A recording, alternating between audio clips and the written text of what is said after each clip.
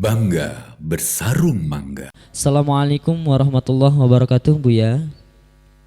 Assalamualaikum warahmatullahi wabarakatuh. Saya hamba Allah mohon izin bertanya, apa hukum memberikan uang kembalian dengan permen, Buya? Terima kasih. Wassalamualaikum warahmatullahi wabarakatuh. Waalaikumsalam warahmatullahi wabarakatuh. Kalau kita, jadi apapun yang kita lakukan itu harus ada kesepakatan, sekecil apapun. Memberikan permen, kalau pada dasarnya memang sama-sama ridho, yaitu termasuk semacam terjadi transaksi. Tapi tidak semua orang ridho. Jangan-jangan sudah diprogram memang semacam itu. Jadi memang sengaja dengan permen. Permen itu bisa saja mungkin, kalau dalam bahasa fikih dulu, falas itu adalah fulus, jadi bukan fulus beneran. Jadi supaya antara pembeli dengan penjual ini tidak lagi ada ikatan, harus ada penyelesaiannya. Misalnya uang kembaliannya nggak ada. Ini gimana? Daripada dia pergi lalu membawa utang, diselesaikan dengan apa? Dengan kain, dengan permen. Tapi ini ada uang kembaliannya, kok pakai permen, ini gimana urusannya? Ya karena terpaksa, ini permen satu orang. Kalau yang belanja 1000 orang, 1000 permen, 1000 kotak, itu semuanya. Bukan begitu caranya. Kalau iya ya pakai restu, pakai namanya jual beli transaksi profesional dong. Jangan menganggap itu masalah kecil, tidak. Jadi tidak diperkenankan kita memberi kembalian dengan permen kecuali dengan persetujuan. Ya tanya lagi, setuju tidak dengan permen? Kalau enggak ya kasih duit. Harus ngomong dulu. Nah, dia pun namanya bek, kan ada dalam bahasa kita bek mu'atoh, itu membeli tanpa ada transaksi.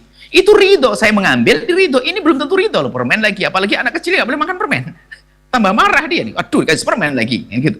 Jadi tidak diperkenankan, karena itu tidak menunjukkan saling ridho, bukan jual beli semacam itu. Dan hendaknya dirubah dong. Kenapa harus pakai permen? Kenapa memberikan uang nggak profesional, apalagi perusahaan raksasa, toko besar. Ya, jangan pakai permen. Nanti yang belanja nanti dikumpulin permennya lagi jual, malah kembali beli dengan permen nanti. Ayo gimana? Kurang lebihnya seperti itu. Mau enggak? Nah, permennya saya kumpulin ya, satu plastik permen, saya belanja dengan permen. Belum tentu mau yang punya toko. Tidak seperti itu, karena itu tidak terjadi tarodhi saling ridho, bukan sebuah transaksi. Itu adalah paksaan semacam itu, tidak diperkenankan. Dan biarpun urusan kecil dalam Islam diajarkan, nggak boleh ada orang kecewa. Katanya toko besar, kenapa ngasih kembalian aja nggak bisa? Kecuali ini dalam keadaan tidak ada kembalian, baru kita kasih namanya untuk jabr untuk memutuskan satu transaksi. Makanya itu apa saja, kertas kayak atau apa saja, ya nggak ada urusan dengan kamu ya. Sebab dulu tuh antara uang dengan dirham, dinar dengan apa itu perbedaannya nggak bisa, kecuali berbeda masih gini. Dulu pada zaman dulu tuh alat transaksi belum sebanyak hari ini. Jadi ada orang misalnya beli makanan harganya 1 dinar, setengah dinar. Makanannya ternyatanya nggak harganya 1 dinar, anggap saja. Makanannya hanya 1 kilo 1 dinar. Ternyata makanan itu hanya ada 3/4 kilo. Berarti kan diambil 3/4 kilo, 1 dinar diberikan. Kan ada sepertiga dinar ada di situ, nggak ada kembalian sepertiga dinar. Lalu gimana? Pakai fals. Fals itu adalah uang dulu, fulus. Jadi fulus hari ini itu beda dengan fulus zaman dulu. Sehingga pembahasan riba dan sebagainya nggak bisa disamakan fulus hari ini. Nah, akhirnya ada untuk memutuskan sebuah transaksi, ada apa? Kita memberikan apa?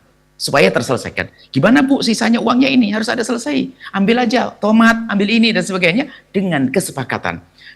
Jadi memberi permen itu boleh kapan? Di saat toko sudah tidak punya uang receh lalu berkata, antara utang saya sebagai toko, saya nggak punya uang receh, atau Anda pilih.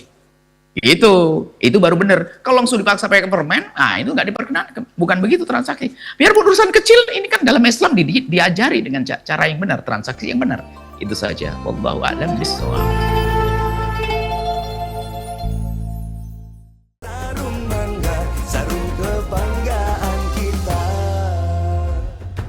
Bangga bersarung mangga. Sahabat Al-Bahjah TV, setelah menyaksikan video ini, jangan lupa bersolawat kepada baginda Nabi Muhammad.